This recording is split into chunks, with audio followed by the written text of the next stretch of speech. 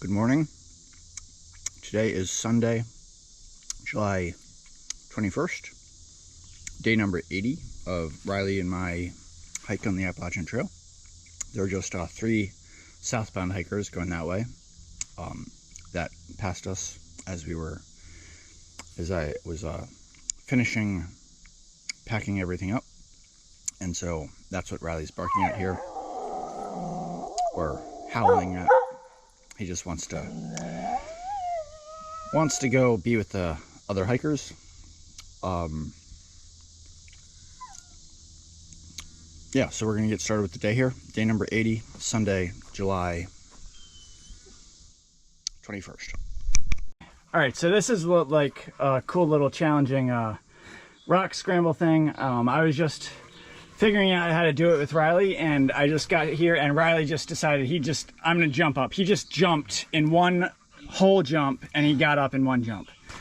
No trouble at all for him. And now I'm just gonna use my hands and knees and legs and get my body up here. It's not that hard to do, but Riley just did it so effortlessly. Good job, Riley. All right.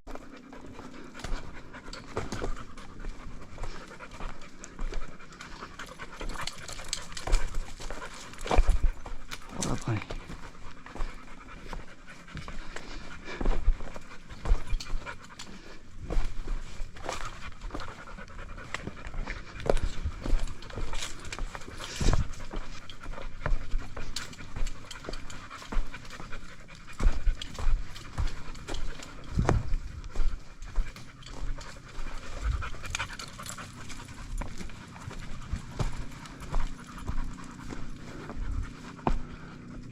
Hold up. Okay, yep, here we go. There we go.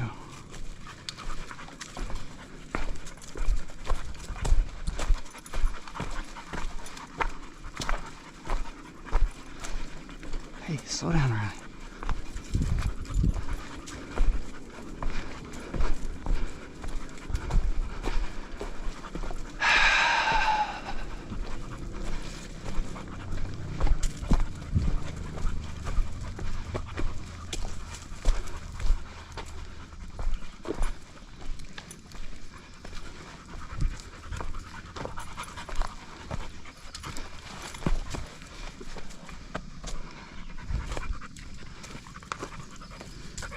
Hold up, buddy. Here we go, Riley.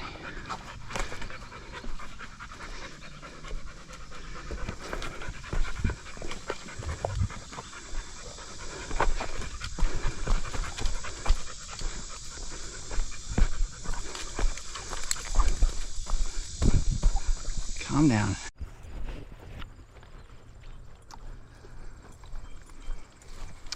All right. Hello again. Van Gogh here, along with Mr. Riley. Time for a little update on the day. Haven't been very active with the camera today.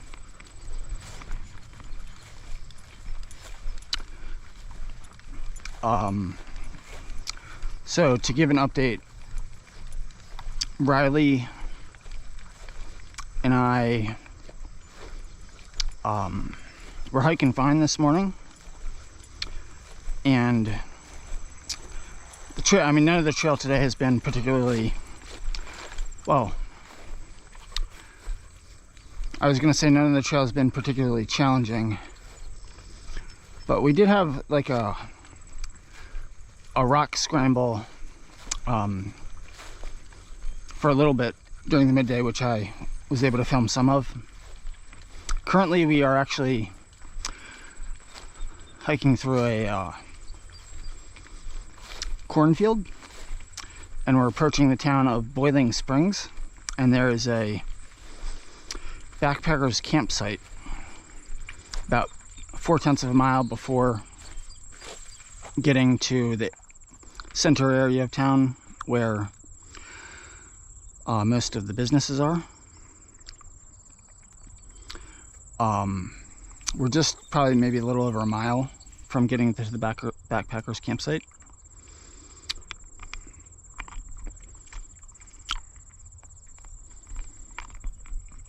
and we hiked today. We Scorp, who I met a few days ago, he caught up to us kind of midday, and so we were hiking with him for a while. We were hiking with him through the rock maze area, and he provided good motivation for Riley to hike on. And Scorps decided to stop at the last shelter called Alec Kennedy Shelter, which is about 3.5 miles south of the backpackers campsite that Riley and I are going to.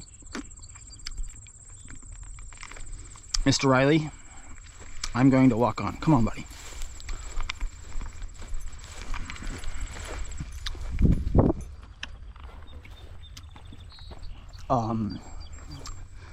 So Riley and I were ready for a break when we got to the water source near the shelter. So we took a long break. Then we hiked on for a bit. Then Riley asked for another break, so we took another decently long break. And now we're hiking on and trying to get to this campsite.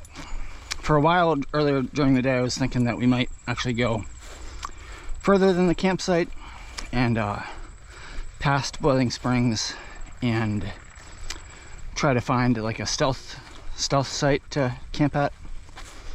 And I saw that there were a few places listed on Far Out that were options for that.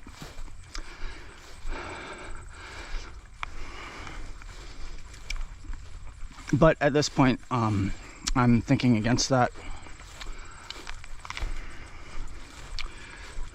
I mean, the only reason to do it would be to try to get more miles in for the day, which is the usual reason for continuing to hike into the evening. But there's a few reasons not to do that. Number one, I'm not supposed to. There is some, like, we're not in a national park or a state park, but we are in this area called the Cumberland Valley right now. It's a 17-mile stretch, and about a mile back we passed a sign that was attached to the tree that let us know that the next 17 miles are part of this stretch called the Cumberland Valley. And apparently there's like lots of residential homes, lots of homes in the area. And so as a result, between the backpackers campsite that's just south of Boiling Springs and the next shelter, which is like 14 miles north of Boiling Springs, there is a rule in place that you're not supposed to camp anywhere.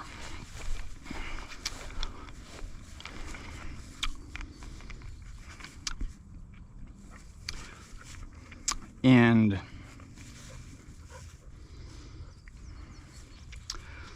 so, yes, I was previously thinking that we might continue on and violate that rule and find a stealth campsite, based on the comments that I saw in Far Out, because I guess I don't have much respect for that rule, partly because I don't know who's enforcing it. I just saw the rule listed in my guidebook, and it's also listed in Far Out.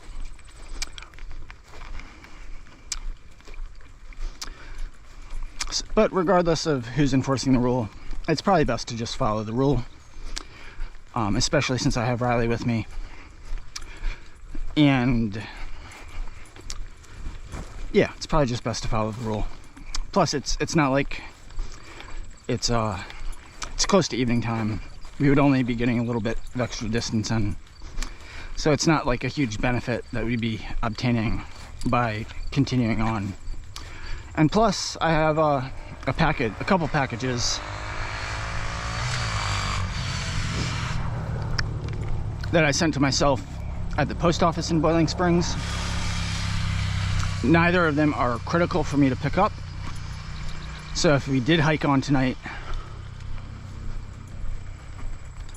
then I would need to call the post office tomorrow and have those packages forwarded to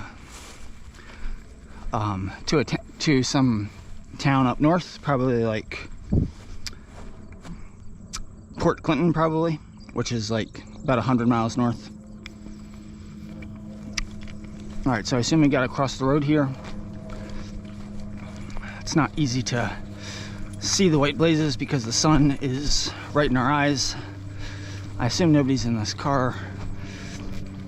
There's a white blaze right there. Anyway, so regarding the packages, it's probably just simplest to stop by the post office tomorrow morning and pick them up, rather than having to deal with calling them and having the packages forwarded. Again, especially because given that they should open up by 9 tomorrow morning, I think, and it's already like after 7 tonight, so we will be able to set up camp earlier than usual, which is a good thing. Get some extra rest, and then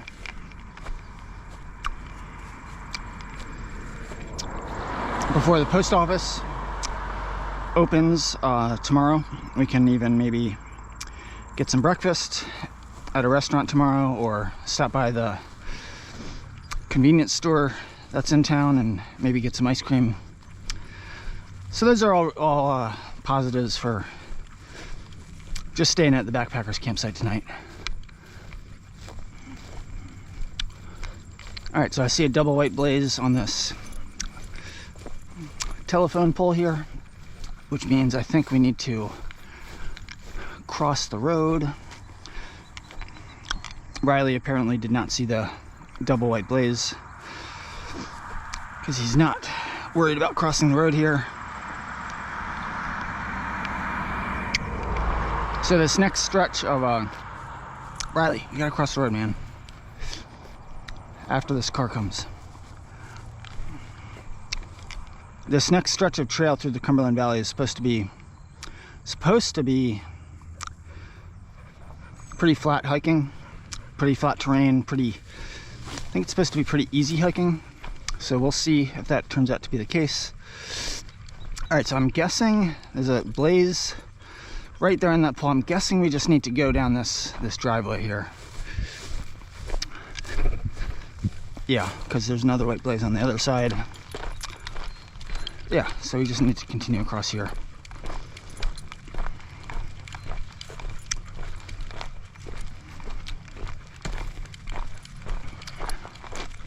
So Riley was hiking well today. He had good motivation with Scorp hiking with us, and there were also a couple other hikers that caught up to us as well, and they are tenting near the last shelter, Alec Kennedy shelter. So those are all possible hikers that could help hike with us tomorrow and give Riley motivation if we need it.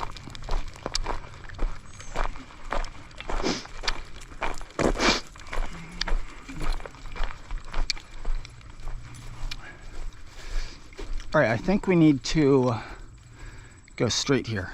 Yeah, I think we need to go straight because I think I see Riley. Come on, man. Wait. All right, let's see. Aha, there's a blaze right there, so that means we need to turn left. Yeah, good job, Riley.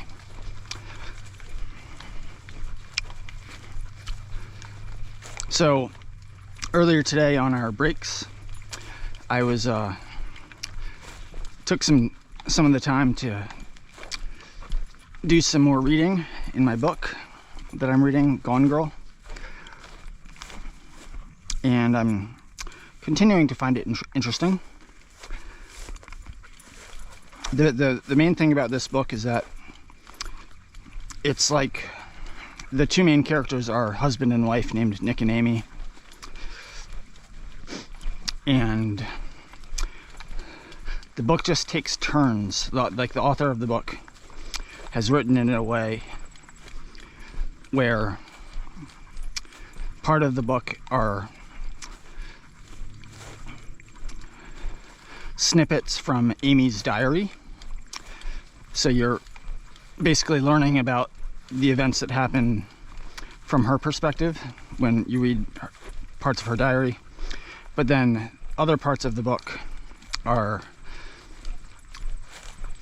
set in current day, or set in the present time from Nick's perspective. So you get to kind of experience the realities. Yeah, so it's basically like in the first person, but in the first person from the two different main characters. So Amy's the person that went missing, or at least for this first part of the book that I'm reading. But everything that we're reading so far, or that I'm reading so far, with regard to Amy, are her historical diary entries. So like, I think the book is set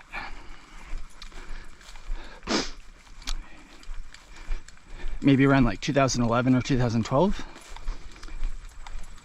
And her diary entries they're all dated, so kind of get some perspective as to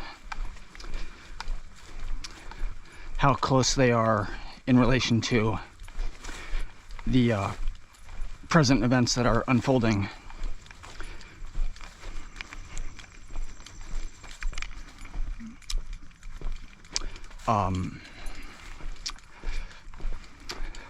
So like and they're in chronological order. So like her first diary entry was back in 2005, and then the next entry was like in 2008, and then the next entry might be a few months later in 2008. And currently I've gotten up to like an entry that she wrote in 2010. So I'm like, from her perspective, I'm gradually getting more and more information about her relationship with her husband, from the time that they first met up to when they moved to Missouri and she went missing. And the thing that's kind of interesting, I apologize anyway. So here's somebody who's biking on the trail. We're gonna pull over here. Hello.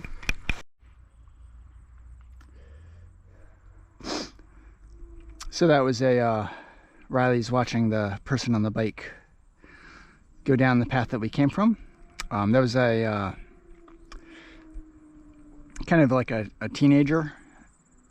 And she actually asked me like where the trail goes from here, and how, like, where it goes, what direction you need to go in once she got to the road. And so I just told her that you just follow the white blazes. Apparently she heard that you can mountain bike on here, which you can on this section, because I mean it's physically possible to do, but and I guess much of the trail actually that we were on recently is bikeable if you have a good enough bike, but certainly not all of the trail is bikeable. And I didn't tell her that the AT is supposed to be foot traffic only. I didn't feel like mentioning that and bursting her bubble. Anyway. All right, big guy, let's continue on, man. Good job, thank you. Anyway, so I'm just describing the book just because it's part of what's occupying my days.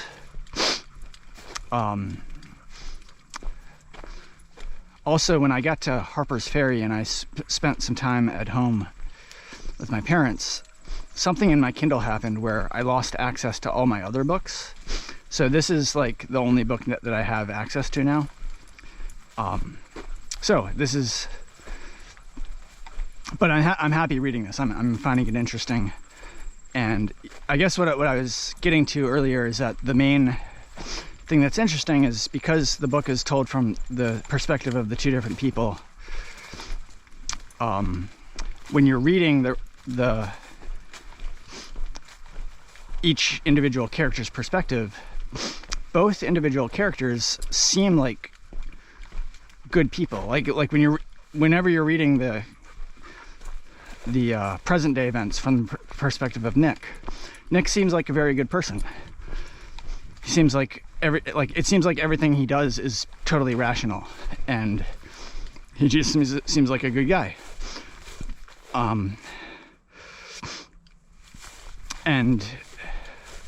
But like other people that he's talking about don't seem like necessarily such good people, including his and he describes some faults with his wife as well. But then when you're reading things from the perspective of his wife, Amy, it's the case that she seems like a very good person. Everything that she's doing seems perfectly rational, and there's things that she's describing about her husband Nick that kind of paint him in a negative light. But both stories are still consistent with each other. It's just that when you're reading things from each individual character's perspective, it's interesting how the story is told in a way that presents the person who's telling the series of events. It presents that person in the most positive light, and that person seems like what they're doing is right. They seem like a good person.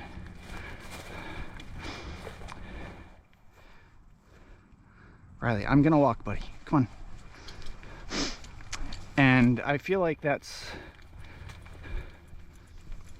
an interesting way to write the book.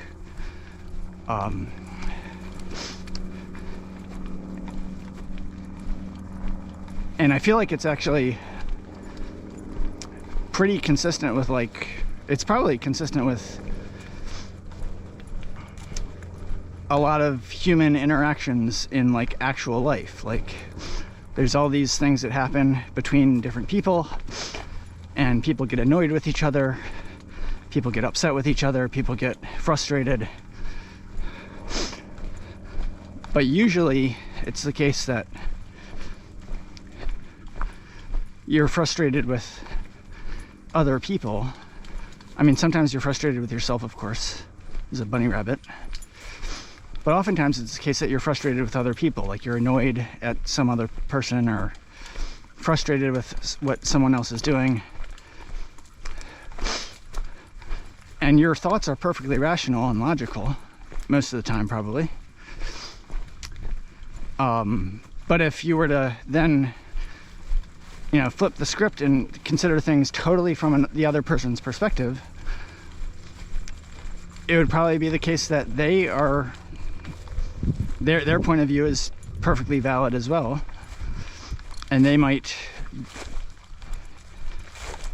have their own frustrations. They probably have their own frustrations. They probably have their own things that annoy them.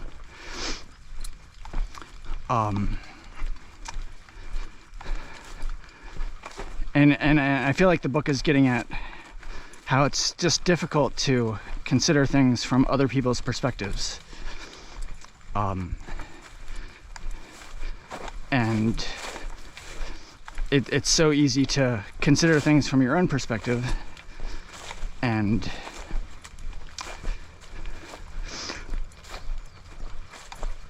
be perfectly justified in doing so. And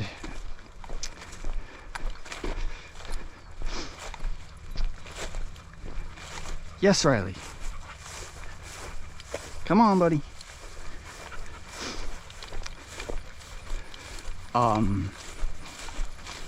Yeah, but it's just difficult to really do a good job of understanding the viewpoints of other people and using that information to help prevent unnecessary conflict.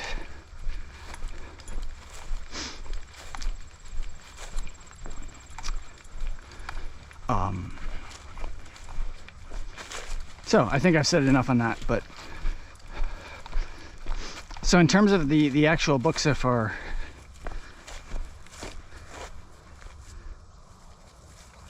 plop down, Riley, plop down.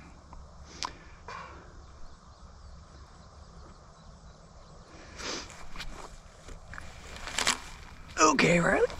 Ugh. So let me, I guess in terms of the actual book so far, I've just described it in general terms. I think the last time I was describing it, I was saying how Nick got home and the house was just totally a mess, and his wife wasn't there, and his cat was on the front porch with the door wide open.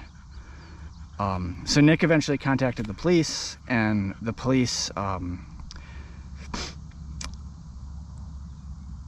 responded, and they kind of slowly got their act together and started an investigation. And then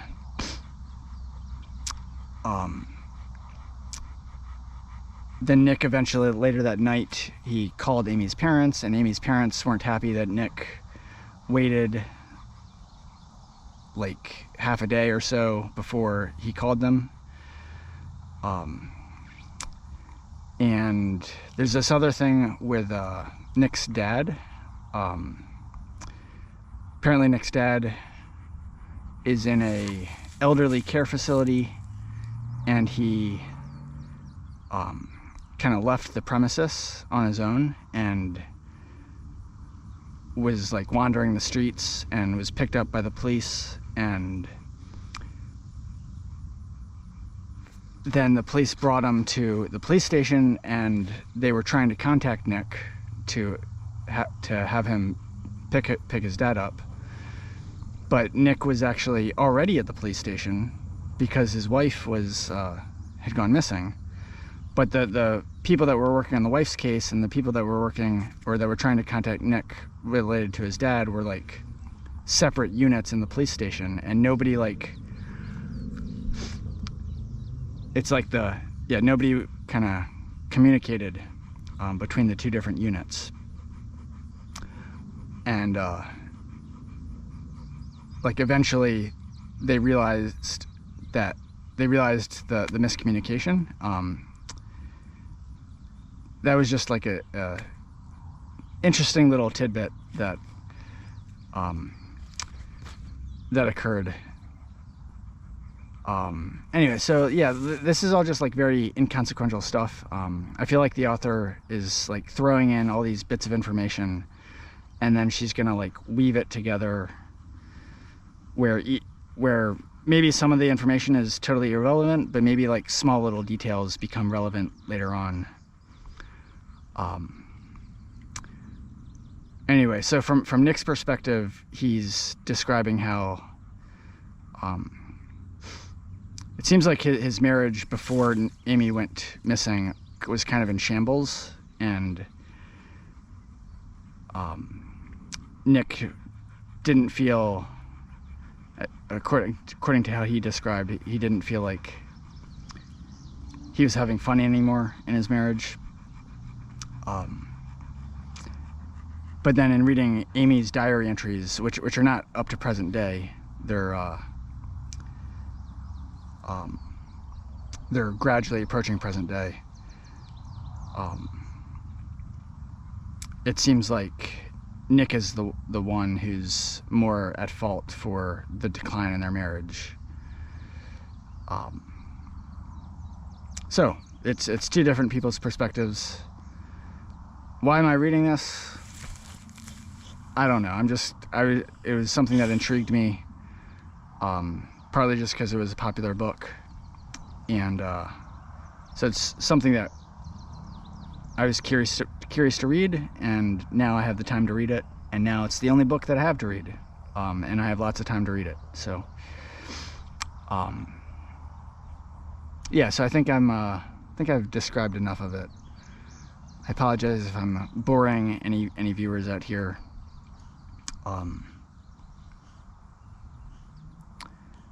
So when we get to the backpackers campsite, we'll have done a little over 14 miles on the day, but we're not there yet. We have a little bit of ways to go. Riley.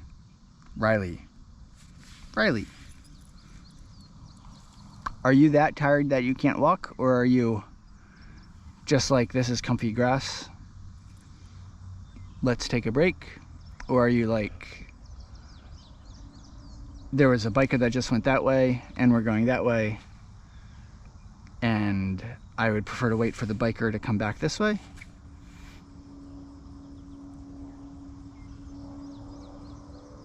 Or you're just like, we don't have a northbound hiker to hike with us, so let's just, there's no point in walking.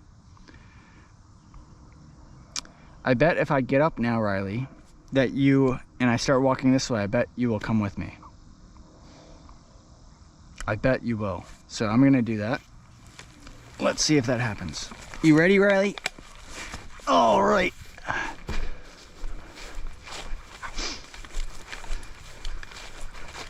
All right, so we'll check in later.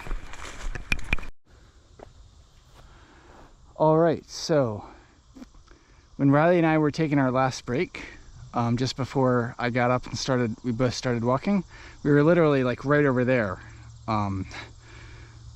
there next to the cornfields, and then we walked into the woods there, and then walked into that clearing area, and there was a sign there saying that the Appalachian Trail campground, which is our destination for tonight, is this way, and the trail continues that way.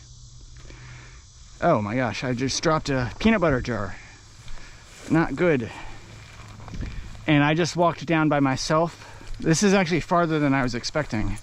So to get to the campground, we have to, and this is not a typical AT campground like that's actually on the trail. This is something that's just been set up by the town for the convenience of hikers, and they basically just took some land that was available. Anyway, so we have to walk all the way down here, and then it's like and then we make a right turn, and then there's like a flat spot that's got some open grass, and it's got a porta potty, and there's nobody there right now. And I'm guessing it will be all to Riley and myself tonight. Yeah, when I initially saw this stretch, I'm like, oh my goodness, because I wasn't even sure what to find when I got to the end of this. It does seem like a long way to walk, but it's not that bad.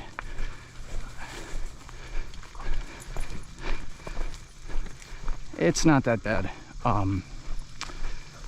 And Riley and I, we don't have a lot of water. I should have brought more water from the last water source.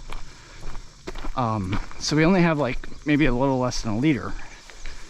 But I'm not that thirsty yet, because I did hydrate. Part of the reason we don't have that much water is I was thirsty earlier, and I drank a good bit of the water that I took from the last water source. But unfortunately, the actual town, it's a little far from here. It's like almost a half-mile walk from the turnoff to the campsite. Maybe it's 0.4 or so. And so to walk into the town to get water or get food and then walk back, that would almost be a full extra mile of walking, which doesn't seem like it's worth it. I think we have enough water. We definitely have enough water. We just don't have so much that I can be frivolous with it, or eat more oatmeal than I basically I can't have like multiple rounds of food that require water for soaking. I can only have a little bit, but I think that's okay. I'm not too hungry, and I'm not super thirsty. So Riley and I will be fine with sharing it for tonight. And it will be nice to get our tent set up in the light and do some more reading. And Riley and I can both get a little extra rest tonight than compared to what we're used to. So, to close out the day, we're at mile 1124.2 according to Far Out, and we hiked 14.4 miles today. And tomorrow we are gonna get up and probably, I'm thinking, yeah, so this is the campsite. Lots of space for tenting. There's a porta potty. It's too bad there's no like water jugs here or water source.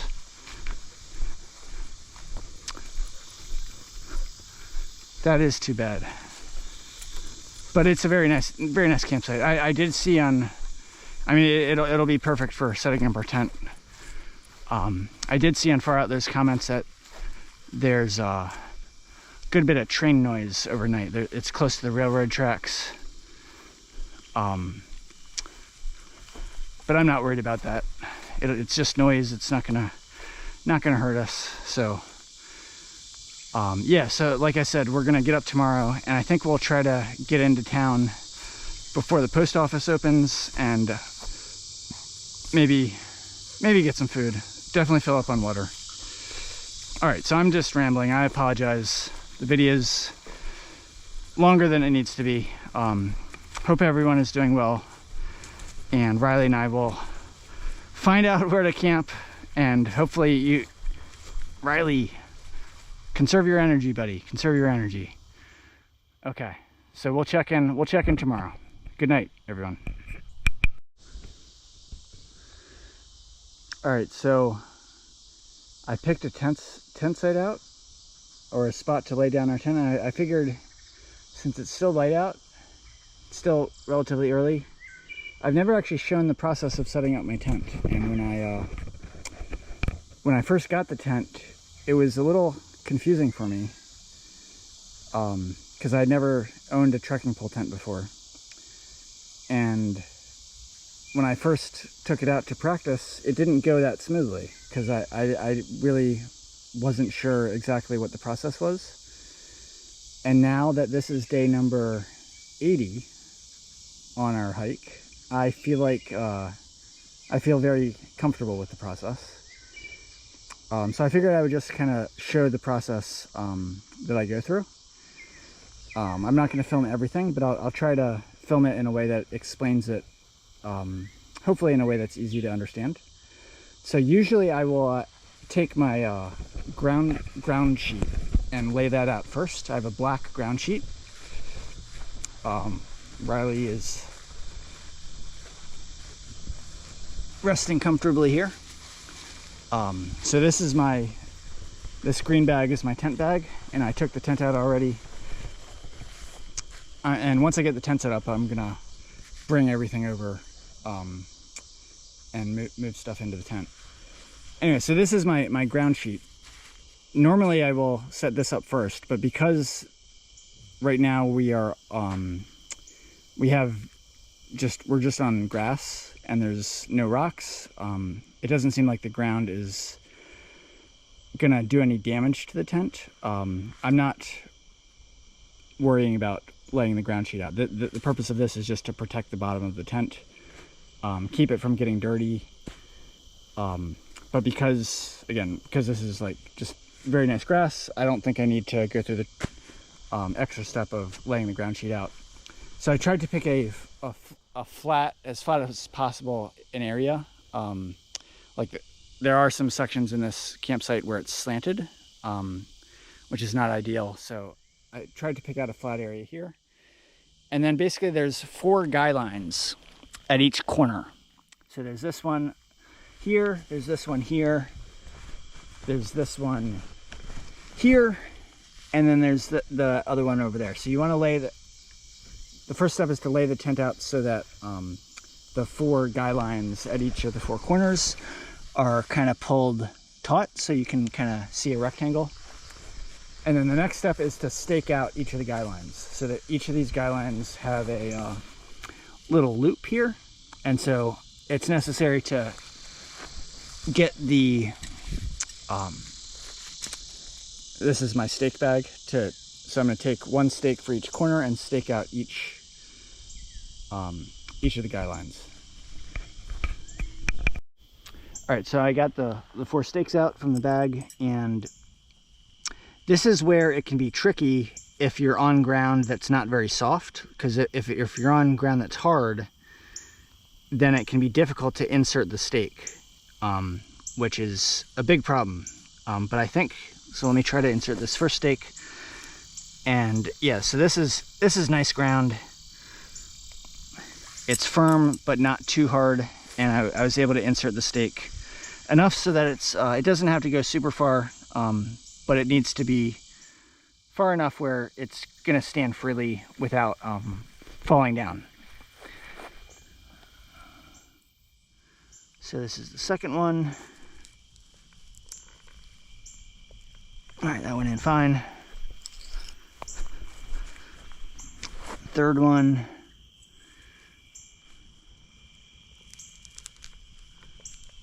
That went in fine.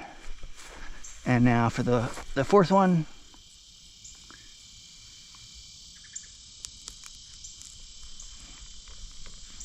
That went in fine too. And according to the company that sells this tent, Outdoor Vitals, when you stake the guy lines out, it should be, the direction of the guy line should be, it shouldn't follow the direct line that this, I guess, I'm not sure what to call this connection point between the two pieces of the tent. It shouldn't follow this line exactly. It should be at an angle a little bit off to the side. So I tried to, and it's not critical like what the angle is, but they just recommend that you pull it off to the side at some angle. All right, so now that the four corners are staked out, the next step is to get the trekking poles set up so that the trekking poles can provide the support for the tent roof to be elevated. So I have two stakes with me, and we just do one trekking pole at a time. And so we just take this side here, and this side is going to form the one of the vestibules. And so basically there's this, right now I'm just lifting this up so that the I can see inside where the tent fly is. And there's this little kind of pouch here. This pouch here, which you can see from the outside of the tent. This is where the handle for the trekking pole is supposed to go. Riley's fine over there.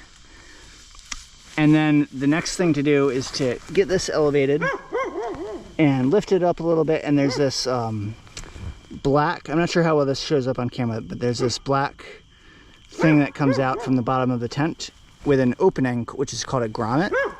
And the bottom of the trekking pole is supposed to slide into the opening of this grommet. And then the trekking pole is just supposed to stand up vertically.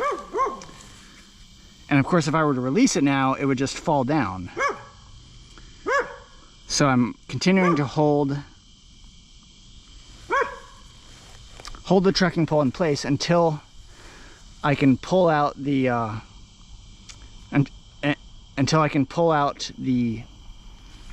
tent fly here using this guy line right here. So I'm going to release the trekking pole with my right hand, and it's not going to fall over because I have control of, well, because the trekking pole, the bottom is inserted into the grommet, and the top or the handle is inserted into the top part of the tent, and I'm controlling the side here through this skyline. Okay, so that's an example of one of the trains that is there's gonna be multiple trains throughout the night. Anyway, so now I'm just staking out this skyline right here. All right, so that's secure, and that's keeping that first trekking pole in place. And now that side of the tent is elevated. Yeah, so you can see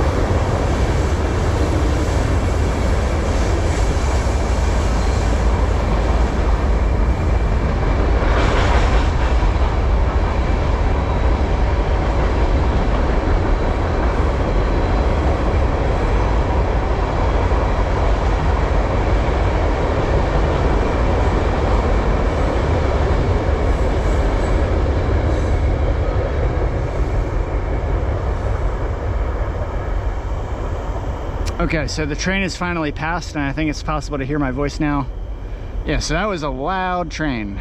Those far out comments were accurate. Yeah, so that clearly this is why this site was chosen for the backpackers campsite. Like, no one would really want this land since it's so close to the railroad tracks, and they're like, well, what can we do with this? Well, let's give it to the backpackers and let them use it. Which is perfectly fine. I'm not complaining at all. Just thankful that we have a comfortable spot to sleep in. And yeah, well, that is kind of loud, but it's okay. It's okay. All right, so now we do the same thing on this side. And now that once you get comfortable with this, you can just kind of put the trekking pole in, kind of angle the handle into this pocket where it's supposed to go, and then lift it up to find the grommet where the bottom of the trekking pole goes. Very good.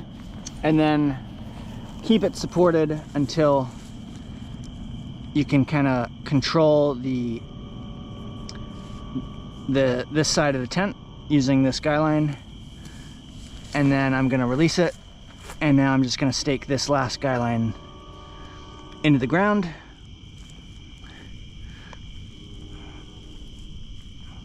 All right, I think that's in fine.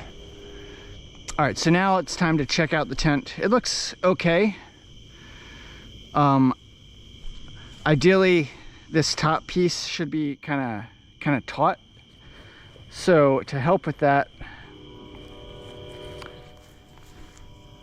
it's possible to pull each of the guy lines a little bit tighter.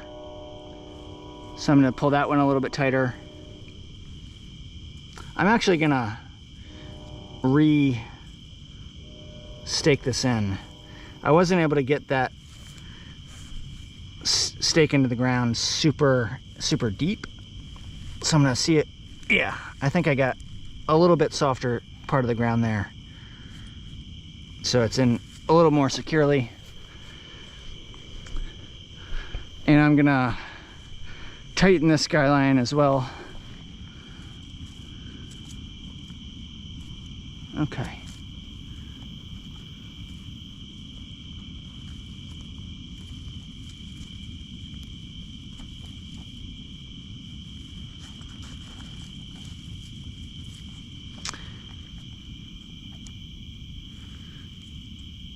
Okay. All right, so I think that looks fine. Yeah, so in a nutshell, that's how the tent gets set up.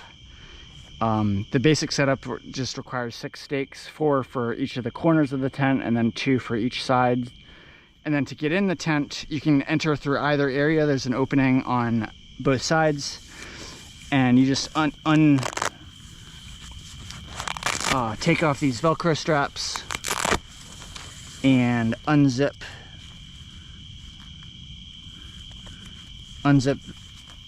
the vestibule. And then you can just unzip the bug netting on the inside, and then rezip this once you get into the tent. And these things right here, these are, I haven't really found a need to use these, but these are meant for if there's bad weather conditions where it's very windy and rainy. These 2 guy lines can be extended and staked out as well with a couple additional stakes that are provided. And this can help prevent, like if it's raining, sometimes the sides of the tent will have a tendency to sag inward. And so by pulling these out like this and staking these into the ground, that can help prevent some of the sagging of the tent walls. But I haven't found that to be a problem. That's too, like, I have experienced some sagging in rainy weather, but it's never been something that's been super annoying, and I actually prefer to just keep these guy lines nice and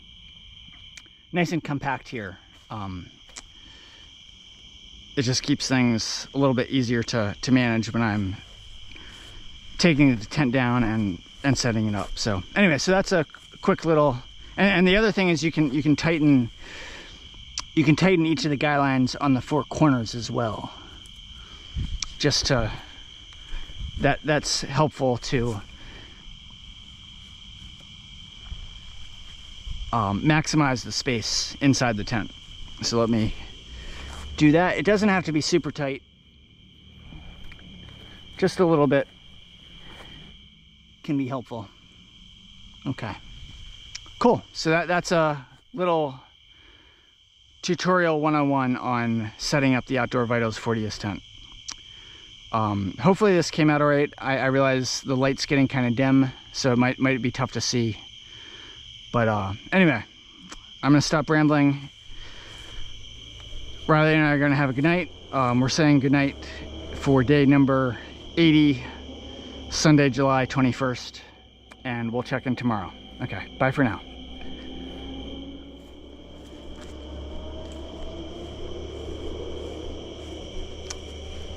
Hello, Riley. How are you?